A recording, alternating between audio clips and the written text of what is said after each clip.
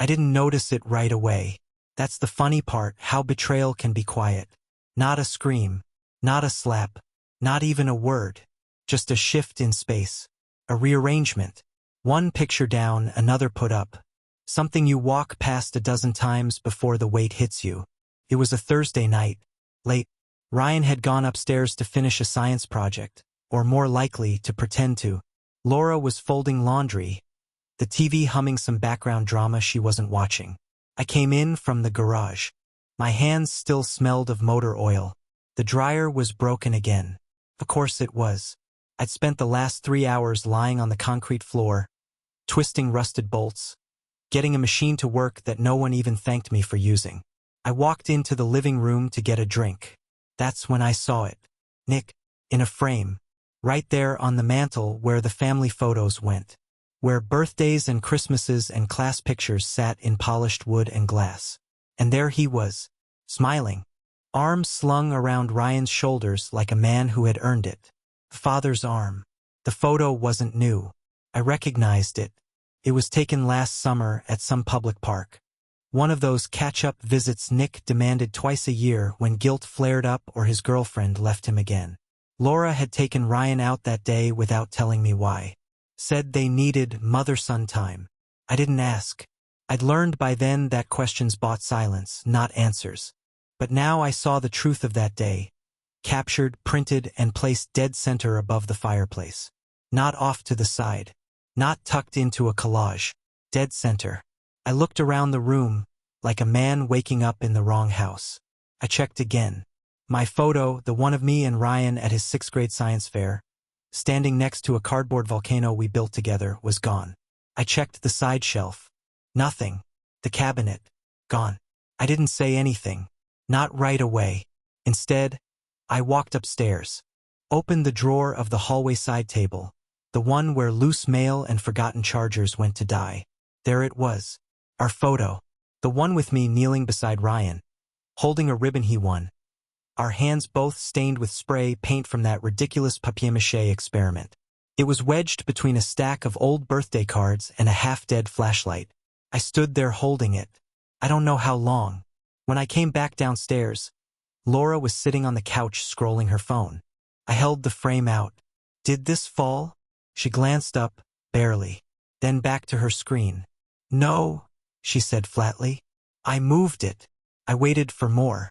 A reason. An apology. Something human. But she didn't look up again.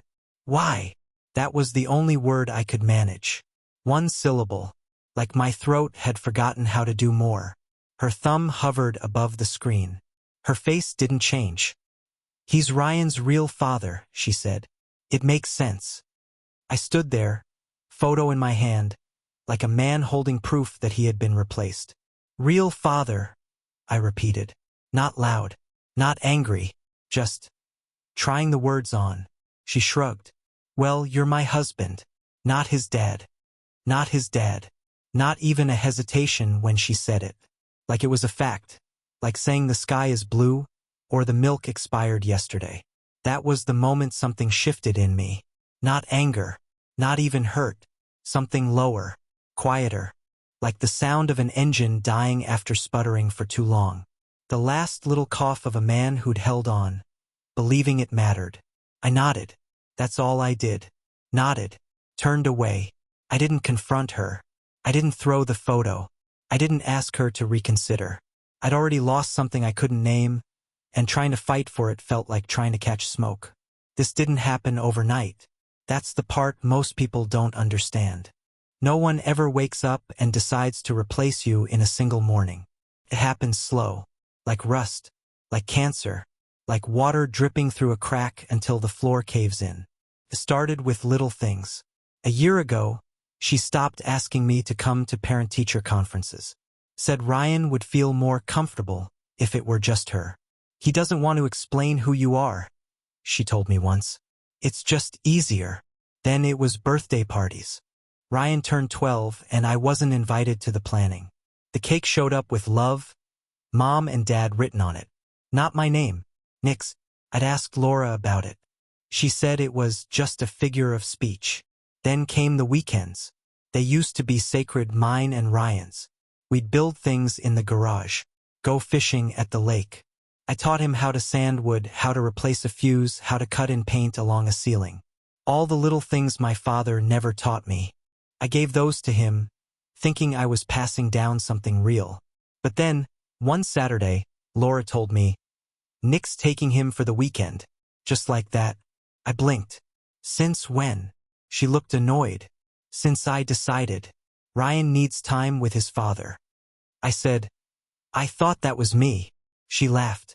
Not cruel, just dismissive. "Ryan knows who his real dad is. You don't need to be offended." Offended. As if I'd asked for too much. As if presence, commitment, the years of quiet sacrifice.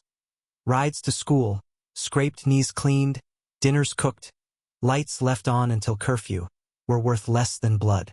That's when I knew. Not in the logical part of my brain, but somewhere deeper, somewhere under the ribs. I knew I was being replaced.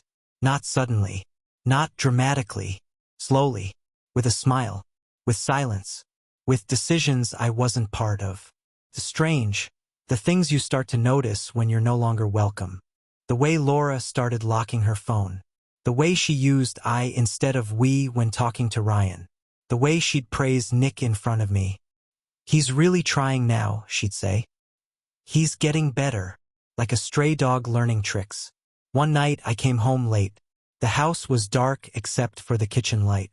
Ryan's backpack was on the counter. Next to it was a new pair of cleats, expensive ones. The kind I never could justify buying. "Nick got them," Laura said. "He wanted to do something nice." I smiled. Forced. "That's generous." She looked at me like I was being petty. "He's just trying to be there for his son." I wanted to scream. I wanted to say, where was he when Ryan cried after breaking his wrist? Where was he during the flu, when I slept on the floor beside his bed with a bucket? Where was he when your car broke down and I walked 4 miles in the snow to pick you both up because you forgot to charge your phone? But I said nothing, because silence had become the only thing I could offer without being punished. So I learned to live small. I stopped suggesting movie nights. I stopped waiting for thank yous. I stopped hoping the next birthday would include my name on the card. And still, somehow, the photo on the mantel broke me. Because it wasn't about Nick. Not really. It was about what it meant. It meant I had become invisible. That my place was temporary. That love could be transactional. And presence meant nothing if the blood wasn't yours. That everything I'd poured into this boy, time, money, patience, care, could be erased with a single picture frame. I took our photo, the volcano one, and wiped the dust off the glass. I didn't put it back. I didn't argue for my space. I just left it on my desk, in a drawer, where it apparently belonged. Let them decorate their shrine to a man who came and went with the wind. Let them call him Dad, because he showed up once with new shoes and a camera smile. I had stopped being a father long before that photo went up. That night I sat in the garage again. Not fixing anything, just sitting, looking at the workbench I built with Ryan. The hammer he once called Excalibur. The scratches on the wood from the time we dropped a cinder block and laughed for 10 minutes straight. I ran my hand over those dents, that history, and I thought they can hang his photo on the wall. But he never made these scars. I did, and maybe that would have to be enough. But I already knew it wasn't. The night I left, no one noticed. Not at first. There was no suitcase at the door, no slammed cabinets, no shouting match in the hallway. I didn't make a scene. That would have meant someone was watching. I'd learned by then that my presence didn't echo anymore. Not in the footsteps of the house, not in the questions around the dinner table, not in the way they breathed when I entered a room. So I slipped out like a ghost. I packed in silence. 3 shirts, a pair of boots, the razor she never replaced. I didn't take the photo from the drawer. I wanted to, but it felt like stealing something they'd already thrown away. I left the keys on the counter. Neat. No note. Just the keys, the only thing I still had that opened anything in that house. It was a Tuesday. Rain had started around midnight. Light, but persistent, the kind that soaks through your collar before you realize you're wet. I stood in the driveway looking back at the windows. No lights on. No shadows. Just the outline of the life I had funded, the walls I had painted, the gutters I had cleaned by hand, because no one else would. I got in the truck and drove away. No one ran out after me. No calls. No texts. Not that night. Maybe they thought I was cooling off. Maybe they assumed I'd be back once the tantrum passed. They never really saw me as someone who could disappear. I was the man who stayed, the one who picked up the pieces after every storm. But this time I wasn't coming back. I didn't leave in anger. That would have made it easier, to paint myself as the bad guy, the overreacting stepfather who couldn't handle the role. But it wasn't anger that drove me to the edge.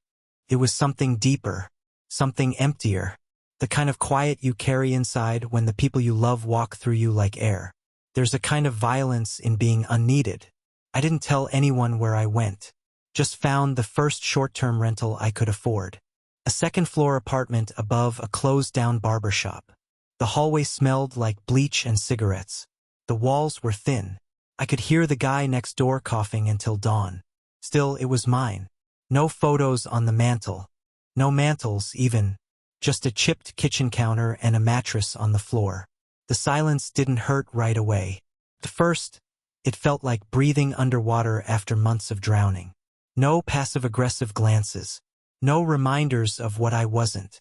No picture frames turning me into a stranger in my own home. But the silence had corners. On the third night, I sat on the floor and looked at the only things I'd brought. A toolbox, an old flannel shirt, and a half-used notebook Ryan once gave me for Father's Day. I flipped through it. Still blank. He never wrote in it. Said he was saving it for something real. That notebook sat between us for 2 years. I kept waiting for him to use it. He never did. I stopped paying for things that week. First the shared credit card. Then the private school tuition. The insurance premiums. The cell phone plan. I logged into the portals one by one. Clicked, cancel. Not in anger. Not out of spite. Just done. Done pretending my role was secure. Done funding a life that had written me out of its story. The house was in Laura's name. She insisted on that when we married. Said it was simpler legally, since Nick might come back and try to claim things. Back then, I nodded. I was in love. I believed the paperwork didn't matter. But now I saw the truth. Love without legal standing is charity.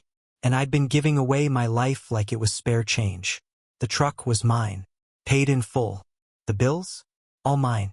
Gas, groceries, braces, school trips, plumbing repairs, therapy for Ryan when Nick disappeared the first time.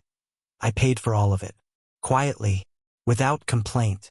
And now it was over. Let Nick pay. Let the photo on the mantel start writing checks. 3 days passed. Then 4. No one reached out. Not until Friday. That night, I was eating dinner alone. Takeout in a cracked styrofoam box. When someone knocked. 3 short knocks. Hesitant. Not the kind of rhythm you hear from someone angry. It was a softer kind of desperation. I opened the door. Laura. Same coat. Same bag.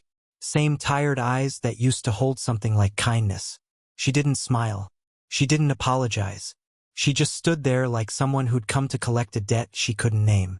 Can I come in? I stepped aside. She sat at the edge of the bed, the only place to sit, and stared at the floor for a long time. I didn't offer tea. Didn't make conversation. I let the silence do what it always did. Show us who we were when the pretending stopped. Finally, she said it. We're not managing. Not an admission.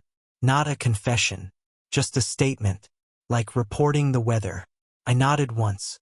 Then she added, Ryan keeps asking for you. That almost cracked something in me. Almost. She didn't cry. Laura didn't cry. That was her strength or her curse. Even when everything burned, she found a way to stay composed. I used to admire it. Now I saw it for what it was, her way of staying uninvolved. I made a mistake, she said. He misses you. I said nothing. She looked up at me finally, like she was searching for the man she used to know. But that man had been buried under years of quiet obedience. Under forgotten anniversaries. Under empty Father's Day cards. You just left, she whispered. I had to, I said. We didn't talk about Nick. She didn't bring up the photo. I didn't bring up the drawer. Some betrayals are too raw to name. We sat there in that stale apartment, two people who had once promised each other forever, now reduced to cautious sentences and invisible wounds. She asked if I'd come back. Just for a visit. Just to talk to Ryan. I didn't say yes. I didn't say no.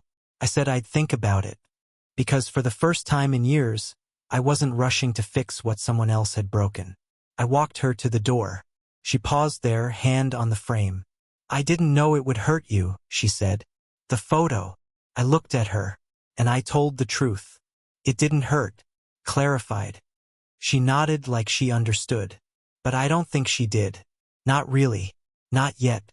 That night, I sat by the window and watched the rain return. Same steady drizzle. Same cold rhythm. And I thought about Ryan.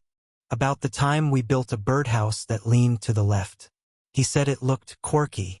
We kept it anyway. I wondered if it was still hanging in the yard. Or if Nick had replaced it too. They wanted a real father. Let them have him. Let them feel the difference between a weekend smile and a lifetime of service. Let them learn what absence really feels like. Not the kind that vanishes, but the kind that stops caring. Because love without acknowledgement is erosion. And I had eroded down to nothing. So I left quietly. No yelling. No fight. Just silence. And in that silence, I remembered who I was before I became invisible. It was a Saturday. I remember because I had just finished fixing a leaking pipe in the apartment kitchen. The place was old, the kind of old that groaned in the winter and sweated in the summer. I had a towel wrapped around my wrist where the wrench slipped and tore the skin. I was rinsing blood and rust off my hand when the phone rang. Unknown number. I let it ring once, twice. Then something in me, curiosity maybe, or the dull pull of unfinished business, told me to answer. Hello. There was silence on the other end. Just the sound of breathing. Then a voice I hadn't heard in nearly a year. The same voice from the photo on the mantel. Michael, it's Nick. I didn't speak. I let the silence stretch. Let him feel it. He cleared his throat. I know this is awkward. I wouldn't be calling if it wasn't serious. I waited. He rushed ahead. It's Ryan. He's been asking about you nonstop. He's not doing great. Laura's worried. And, well, I am too. I leaned against the counter. The towel slipped from my hand. I didn't bother picking it up. I thought you were handling things, I said. The words came out calm. Not bitter. Just tired. He sighed. I thought I could. I really did. I figured, he's my kid. How hard could it be? I almost laughed. Almost. How hard could it be? I repeated. He didn't catch the irony. I tried, man, he continued. I picked him up, took him out, tried to be there more. But he's quiet all the time. Snaps at me. Keeps saying, this isn't how Michael did it. I don't even know what that means. I didn't expect. I thought he'd be happy. Happy, I said. You thought replacing me would make him happy? He stammered. No, I didn't mean it like that. I thought being in his life more would be enough. I said nothing, because I knew what Nick was just starting to learn. Presence without responsibility is just noise. I get it now, he said finally, voice low. You were the one who showed up. You were the one who did the work. A long silence passed between us, the kind that feels like winter settling into your bones. He broke it. I'm sorry, Michael. I didn't understand what you were carrying. What you gave up. What you built. That word built almost got me, because that's what it had been. Not raising. Not babysitting. Building. Brick by brick. Habit by habit. From scraped knees to science fairs. From curfews to doctor visits. A foundation. And like most foundations, no one noticed it until it cracked. What do you want, Nick? I asked. He didn't answer right away. Then, slowly, talk to him. Please, just once. He needs you. Need. That word again. Only now it came with weight. I hung up without saying yes or no. But something inside me shifted. The next morning I called Laura. No small talk. No apology. Just one question. "Where's Ryan?" She hesitated. Then, "He's at school. Wants to see you." That was enough. I waited a day. Then I drove to a diner near his campus. Quiet place. We used to go there on Saturdays, booth by the window, milkshakes too sweet, fries too salty. I got there early. Sat in our old booth. The table had new carvings in it now. Initials of teenagers who thought love was forever. I stared at the door. And then he walked in. Same mop of hair. Shoulders taller now. But his face was older, not by years but by something heavier. Regret, maybe. Loss. He slid into the booth across from me. He didn't say hi. He just looked at my hands, still scratched from the pipe. Then his voice came, small, almost inaudible. "I missed you." 3 words. That's all. But they landed like bricks. I reached across the table and pulled him into a hug. His shoulders shook. We didn't talk about the photo. Or the drawer. Or Nick. I didn't ask him why he never defended me. He didn't ask me why I left. Some things don't need answers. They just need silence. When we sat back down, I asked him how classes were. He told me about a history paper he was behind on. I asked about soccer. He said he quit. I didn't press. I just listened, like I always had. "I didn't think it'd feel so different," he said suddenly. "What?" "Having him around," he said. "Nick, I thought I wanted it." "And now?" He looked out the window. "I didn't know what a dad was until you left." I wanted to cry, but I didn't. Because men like me, we bury things before they bloom. I smiled instead. "I didn't come back to lecture. I came back to tell you I'm still here." He nodded. Didn't look at me. But that was enough. I paid for the meal. Left cash on the table. We walked out into the parking lot. He hesitated at his car, then turned and said, "Can we do this again?" "Yes," I said. "We can." I watched him drive away. Didn't follow. Didn't expect anything. But I felt something I hadn't in years seen. That night my phone buzzed. It was Laura. "Laura, thank you for meeting him." "Me? I didn't do it for you." She didn't respond. She didn't have to. She knew what I meant. This wasn't about her. It never had been. A week passed. Then 2. Ryan started texting. Just random things. A meme. A photo of a busted toaster asking if it was fixable. A joke we used to share about how I made better grilled cheese than his cafeteria. I replied always, never too much, never too little, just enough. He started calling me M again. A nickname he made up when he was 9. Said Michael sounded too formal. I hadn't heard it in 2 years. Felt like a heartbeat coming back. One day he called just to say he got an A on his paper. I said I was proud of him. Then he said, "Thanks, Dad." I didn't correct him. Didn't stop him. Didn't even breathe. Because the title never mattered. The truth did. Nick faded again. I heard from Laura that he missed a pickup. Then 2. Then a month of silence. History repeats itself. But this time Ryan didn't wait to be hurt. He stopped asking where Nick was. He started asking if I wanted to grab lunch. We kept it simple. No lectures. No father-son speeches. Just presence. Just time. One night, Laura called again. Asked if I'd come by. For dinner. Said Ryan wanted me to. I didn't answer. Because I didn't need a seat at their table anymore. I had already built my own. It started with texts. Simple at first. Polite. Neutral. Punctuation perfect. Laura. Hope you're doing okay. Laura. Just checking in. Laura. Ryan mentioned you today.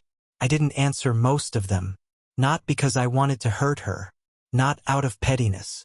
But because silence had finally started to feel like peace.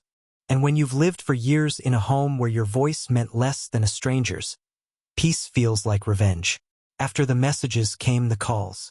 One every few days. Always missed. Always ignored. I watched her name light up on the screen, then fade like a memory I didn't want to revisit. A year ago that name meant home. Now it meant cleanup. Then came the voicemails. At first they were short. Just wondering if we could talk. Then longer. I've been thinking about everything. I know I made mistakes. Then desperate. I was wrong, Michael. About a lot of things. About Nick. About us. Can we please just talk? But I'd spent too many years talking to a wall. I wasn't about to knock on it again just because she'd noticed the silence. She sent photos after that.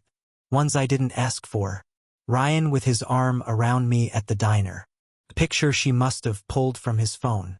An old one of us at his birthday party, when he turned 11. I was holding the cake. He was grinning.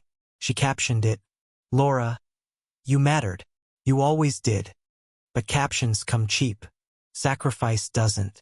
And when you've watched someone choose absence over advocacy, it's hard to see their words as anything but decoration." She invited me for dinner. "Just us," she said. "No pressure. I'll cook your favorite." But I'd lost my appetite for things that only looked like love. The truth is, I wasn't angry anymore. Anger is hot, brief, bright. What I felt now was colder. Like frost on windows no one bothers to scrape. Like rooms you stop entering because they no longer feel yours. She started showing up at places I went. A bookstore, the gas station, once at Ryan's campus, accidentally there for a coffee when we walked out of class. I didn't confront her. I didn't accuse her of trying to build bridges on the bones of the man she dismantled. But she knew, because every time I saw her, I didn't flinch. I didn't avoid her eyes. I just didn't reach. And that, more than any insult, told her exactly where we stood. Then she tried the oldest trick in the book. Nostalgia. She brought out the things she'd once buried. "Remember when we painted the guest room together?" she texted. "You fell off the ladder and swore for 10 minutes. Ryan found your toolbox. He said he still calls the hammer Excalibur. He misses you. He really does." I believed her. That was the worst part. I believed her. But some things can be true and still too late. Eventually, she stopped texting. Then Ryan called. Said she'd been quiet. Said she wasn't doing well. That she looked hollow. I didn't cheer. I didn't feel vindicated. I felt tired. Because I'd spent too long waiting for someone to realize I mattered. And now that they did, I no longer needed it. We met once after that. Not by plan. Not by force. Ryan was presenting a project at his school. He asked me to come. I said yes. Of course I said yes. The boy had learned respect the hard way, and I wasn't about to punish him for finally seeing the truth. She was there too. Front row. Alone. She didn't look at me when I sat down. Not right away. But halfway through the presentation, when Ryan showed a photo of the birdhouse we built, she turned. Our eyes met. She smiled. Soft. Sad. Hopeful. I didn't smile back. But I didn't look away. After the presentation, she approached me. Ryan had gone off to talk to his friends. We stood near the vending machines, surrounded by cheap soda and flickering lights. "I know you won't say it," she said. "But I'm sorry." I said nothing. "I let things happen," she continued. "I let you be erased." I thought I was protecting Ryan. I thought I was keeping things simple. But I wasn't. I was just scared. I looked at her. Scared of what? She blinked. "That you'd leave." I almost laughed. "You made it easy." She nodded. Took it. Didn't argue. I thought if I let Nick be the hero, Ryan would feel whole. I didn't realize I was breaking the man who held it all together. Still, I said nothing. Because what do you say to someone who only found the truth after it cost you everything? She stepped closer. "I want to fix it," she said. "I want to make it right." But I'd heard those words before. From contractors after the leak. From salesmen after the damage. From children after they broke something they couldn't afford to replace. "I don't think you can," I said. Her face fell.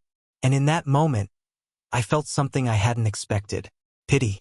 Not for what she had done, but for what she had lost. Because the version of me she had now, the one standing there, calm and distant, wasn't the man who once would have rebuilt the house with bare hands just to feel useful again.